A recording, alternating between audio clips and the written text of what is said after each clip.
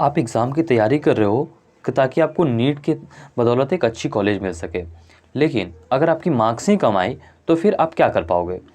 छोटी सी गलती आपका बड़ा नुकसान करा सकती है, प्रीवियस ईयर आप नहीं सॉल्व करते हैं तो। इस वीडियो में मैं आपको डिटेल में बताऊंगा कि प्रीवियस ईयर का क्या रोल होता है आपके जो रिज़ल्ट होता है उसमें। So watch this video till and.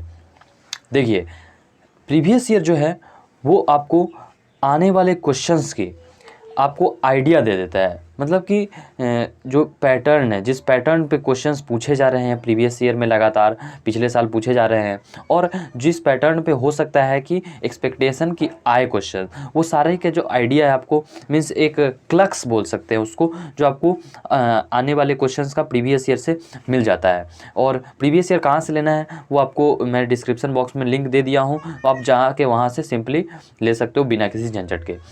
Okay, तो देखिए अब देखिए प्रीवियस ईयर की मैं बात करूँ तो प्रीवियस ईयर को थोड़ा आपको एनालाइज करना है।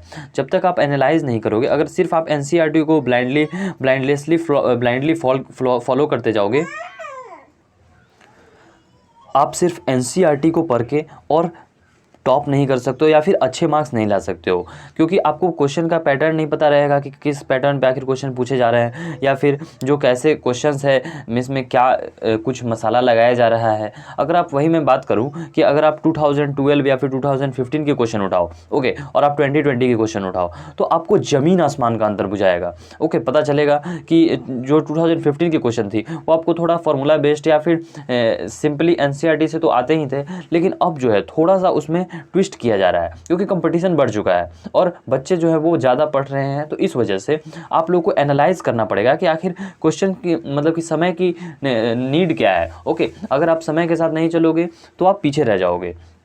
ओके, तो उसके बाद इसके साथ साथ मैं बता दूं कि देखिए आपको प्रैक्टिस पेपर्स के लिए भी बहुत अच्छा खासा सोर्स मिल जाता है। बहुत बच्चे जो होते हैं वो मॉक के लिए बेचैन रहते हैं कि मुझे टॉप कोचिंग इंस्टीट्यूट के मॉक मिल जाए, लेकिन उन मॉक से मैं ज़्यादा प्रेफरेंस दूंगा कि आप ये जो प्रीवियस ईयर है इन्हें आप मॉक की तरह बनाओ। ओके, आप 2010 से लेके 10 से लेके 20 तक एटलीस्ट 20 पेपर्स तो आपको यहाँ मिल गई, और तो ये सभी हो गई। और अगर आपको थोड़ा सा मॉक भी आपको ले लेना चाहिए, क्योंकि 10 पेपर्स काफ़ी नहीं होते, और अगर जो प्रीवियस ईयर में सारी पेपर्स को आप लगा सकते हो तो प्लीज़ आप उसे लगाओ। ओके, तो आपके पास एक बहुत ही अच्छा सोर्स हो जाता है प्रैक्टिस के लिए। उसके बाद मैं बात बता दूं कि देखिए 75% जो है वो क्वेश्चंस जो हैं वो इसी पैटर्न पे आती है। मैं टोटल क्वेश्चन तो रिपीट नहीं हो सकती है, लेकिन कुछ कुछ क्वेश्चंस में डेटा बदल के आ जाता है, लेकिन जो पैटर्न होता है वो 75% क्वेश्चंस का नीट तक सेम रहता है। थोड़ा सा एम्स के जो एग्जामिनेशंस हैं उसमें बदलाव हो जाता है, लेकिन नीट में आपका जो है वो सेम रहता है। ओके, अब देखिए जब जब आप क्वेश्चन सॉल्व करोगे, आप 720 मार्क्स की पेपर हो रही है आपकी, और उसमें आपको सपोज करो कि अराउंड 500 मार्क्स या फिर 600 मार्क्स आ रही है, तो आपको थोड़ा कॉन्फिडेंस बढ़ जाता है कि चलो भाई मैंने जो पढ़ा है एटलीस्ट उससे कुछ तो आ रहा है।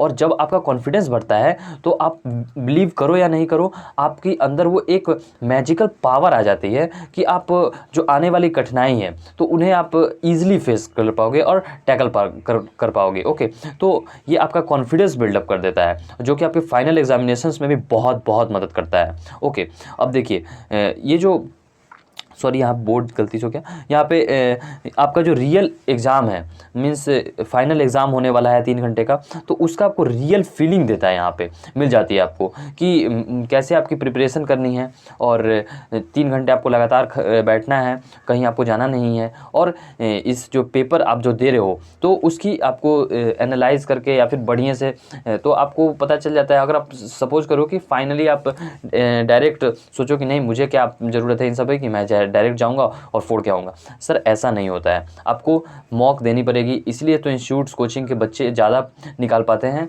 बशर्ते कि और नॉर्मल कोचिंग या फिर नॉर्मल कोचिंग से या फिर स्कूल से बच्चे, तो उनका क्यों निकलता है, क्योंकि वो लोग ज़्यादा जो है वो मॉक पे या फिर प्रीवियस ईयर इन सभी पे ज़्यादा फोकस करते हैं। ओके, तो आई होप कि आपको ये बात समझ में आई होगी। अब देखिए, अब जैसे आप सुनते होंगे कि माइनर मिस्टेक हो गया, बहुत माइनर मिस्टेक हो गया, लेकिन मैं तो कहता हूँ कि माइनर मिस्टेक को ही मैं ब्लंडर बोलूँगा। कि देखिए माइनर मिस्टेक्स में आपके आ सकते थे 4 मार्क्स, लेकिन आपने यहाँ पे ले आए -1 मार्क्स, तो हो गया ना ब्लंडर।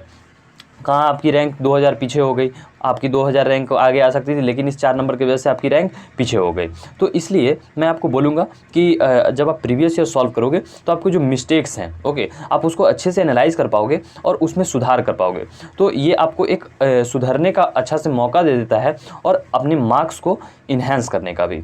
अब देखिए, जैसे अगर कोई डाउट्स होता है, बच्चे जो है वो अमूमन, अधिकतर बच्चे की बात कर रहा हूँ जो कि अच्छे नहीं स्कोर कर पाते हैं, उनका क्या स्ट्रैटेजी रहता है, फाइनल में एग्जाम देके आऊँगा और जो डाउट्स होगी वो अपने टीचर्स के साथ शेयर करूँगा कि सर मेरा ये गलत हो गया, मैं ऐसा करता तो वो सही होता। लेकिन क्या फ़ायदा, ओके, पछताने से क्या फ़ायदा बाद में जब चिड़िया चुग गई खेत। तो इसलिए आप लोग को जो प्रिपरेशन है वो पहले करनी है, बाद में कुछ नहीं करना है, बाद में बस हवा पानी होती है, वो आप भी जान रहे हो। तो इसलिए अगर आप प्रीवियस ईयर बनाते हो पहले, तो आपकी जो डाउट होंगी या फिर थोड़ा आप भी समझ पाओगे। जैसे मिनिमम अगर आप 10-20 पेपर्स बनाओगे तो आपको अंदाज़ा लग जाएगा कि मेरी क्या स्कोर आने वाली है, मेरी कितनी पोटेंशियल है, असली औकात क्या है आपकी, ओके। तो ये पता चल जाता है। उसके बाद अपने टीचर से कंसल्ट करके एक परफेक्ट स्ट्रैटेजी अपने लिए आप उनसे पूछ सकते हो, ओके। उसके बाद मैं आपको बता दूं कि देखिए, जितने भी नीट टॉपर्स ऑल, ओके, मैं सारे नीट और एम टॉपर्स की अधिकतर इंटरव्यू देखा हूँ, तो उनमें और इवन कुछ यूपीएससी टॉपर्स तो हमेशा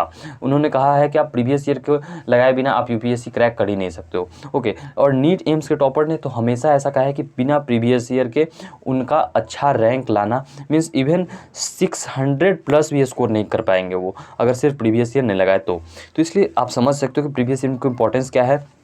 तो प्रीवियस ईयर को आप इससे हल्के में ना ले, क्योंकि आपके कैरियर का बात है, तो आप इसे थोड़ा सीरियसली लो।